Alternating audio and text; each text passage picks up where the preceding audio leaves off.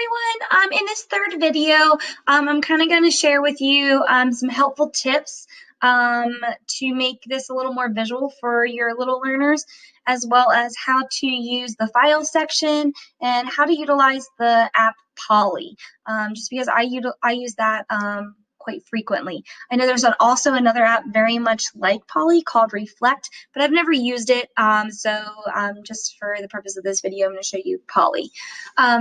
So a really cool tip is if you have all your channels, let's say you had several channels for each student to be able to access. So let's say you had a general channel, one student had the blue group, and then they had a let's say a math group, and then they had a science group and a gym group. And they had all those groups, but they can't read yet. So we want to make it as kid-friendly as possible. So a good way to do that is you could click on the three dots and click Edit this channel. And in front of or after the channel name, you can add an emoji. A shortcut to do this, actually the only way I know that you can do this, is if you click the Windows button and the period. Your emojis will pop up. So next to the blue group, I could post a picture of a stunt cat. I don't know. And then I would just click, oh, I don't want a cat and a stunt cat. Or maybe I have to have both. Let's try this again. Oh, maybe I have to have both. So let's see, Windows, period. Let's do instead, let's do a rose. I'm gonna click save. And now I could tell the kids, I want you to go to the rose group. So you do the same thing, green group. And I could add the Windows button and the period button. And I could do music notes. Save. And I could tell those kids, hey, today I want you to go to the music notes. Or you can even add these emojis into your notes for that day. So you could say, today you're going to complete this in this channel. And you can add that. So I'm going to go ahead and add it for all of mine. So edit this channel. Again, it is Windows, period. And I'm going to do a dragon. That's kind of cool. Save. And let me do the yellow group. It's just a nice visual for those kids. So edit this channel, Windows, period. And I'm going to do a ninja cat. I guess that's what that is. Save. And voila, visuals. So another thing I wanted to kind of share with you in this video was your file section. So the only reason I really used the file section was if I wanted to share something through screen share that wasn't on my desktop. But truthfully, unless it's just a presentation, anything on my desktop, I can make it interactive. If it's within my files, it kind of turns it into just a presentation. I never had my students go to the files. I thought that was very confusing, but it is nice to know how to use this for that reason if you're just trying to present something. So let me go ahead. You can add like a new folder, or you can create a new document within here. Just to help you stay organized, you could add folders. I'm not going to do that right now, but I'm going to upload. I'm going to upload a file straight into here. Let's add this. So now it's added. You could copy a link in here. You could open in SharePoint. I didn't really use this a whole lot, so I don't want to go over too much with you. This might be something that you might want to find a different YouTube video, or maybe I'll share a YouTube video later if I do end up using this. I just didn't think it's very practical for the students. And because I like to make things very interactive, I didn't really have to add a lot to the files. But let's say later, if you don't want this in here any longer, you can also click that. You can delete it. You can pin it to the top. You can rename it. You can change different things about it. I can also just straight up open it.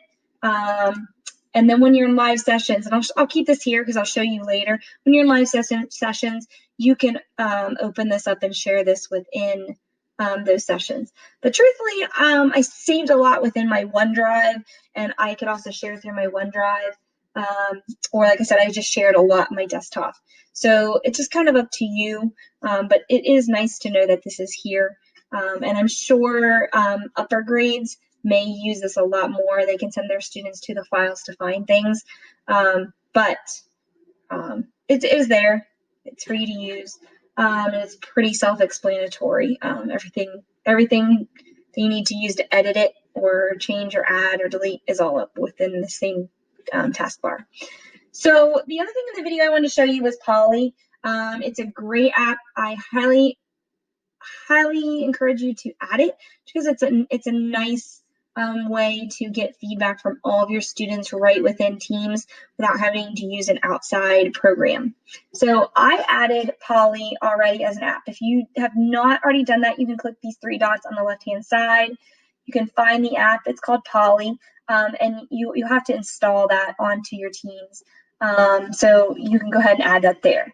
Once it's installed, you're going to see this little guy down here at the bottom within your chat box.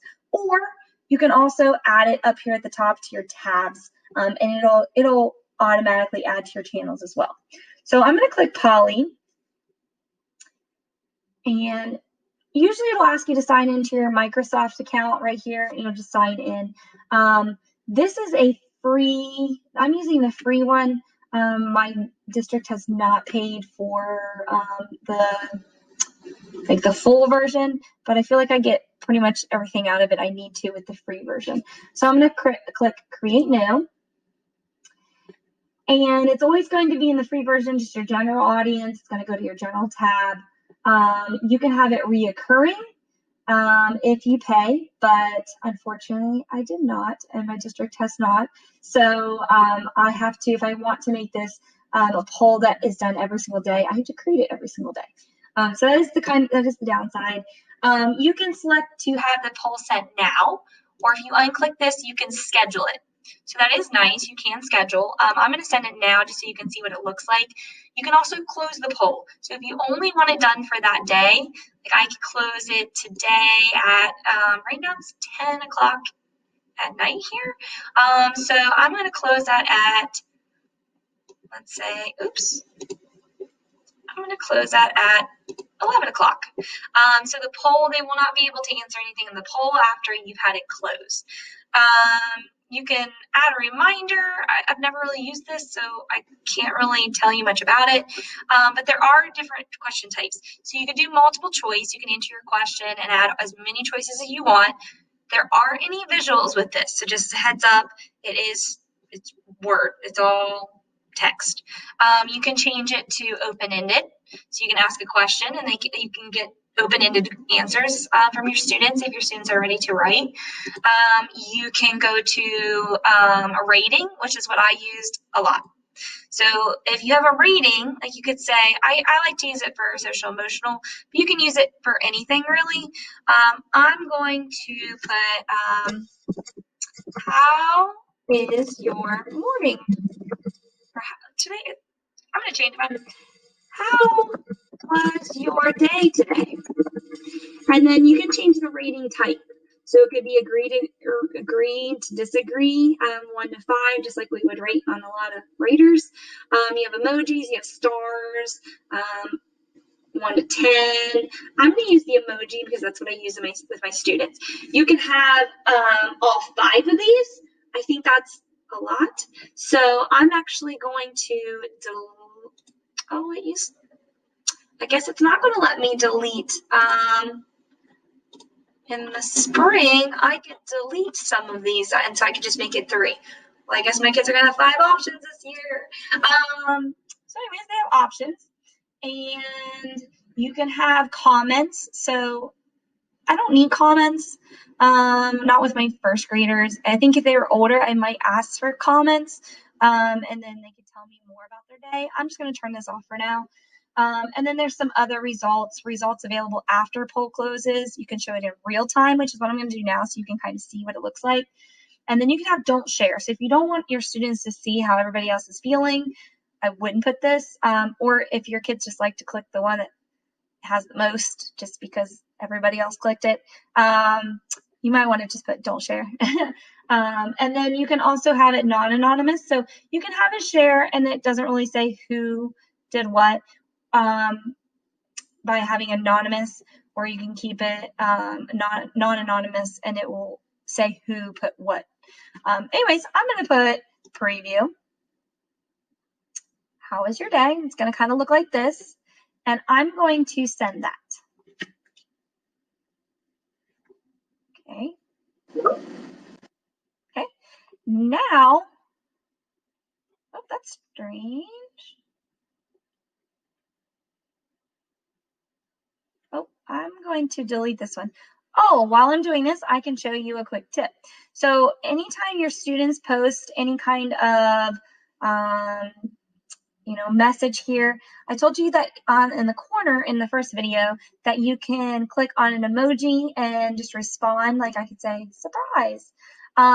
But I can also click the 3 dots, and this is where I can change things with this little alert completely. I could turn on notifications for this if there's like a whole chat section going on. You can do immersive reader, so it can be read, which is really nice for the little learners. Copy the link to that chat, mark as unread. You can delete it and you can save this message. I've never really looked in more actions. Let's see what's there. More actions. Oh, I think that has to do with the poly. So that's why I have never really used it. I'm actually going to delete this one because I don't need to know that. But of course it has this little clunky thing here. Okay, so now I'm going to pretend that I'm going to answer this poll. So I'm going to say my day, it was pretty good today. I'm going to submit vote. And now here is my answer. And you can see my name here because I had it listed with my name. But your kids will be able to see exactly what you see right here. So if you don't want them to see the answers, make sure you change that within the settings. They can like that with the emoji and not like it. But it's really, really nice just to kind of get some, interactive feedback on the chat area with your students. You can do this daily, you can do it weekly, you can do it with academic areas. So that's kind of nice. You could ask a question about something you taught the day before, and you can use it as an assessment. And then this will close and it kind of goes away, which is kind of nice. But hopefully in my next videos, it's kind of getting late here, so I'll make those videos tomorrow. I'm going to show you some features when it comes to live teams, as well as how to make them extremely interactive for your little learners. So kind of check back here in the next day or two for those videos. I hope you have a great night. Thank you.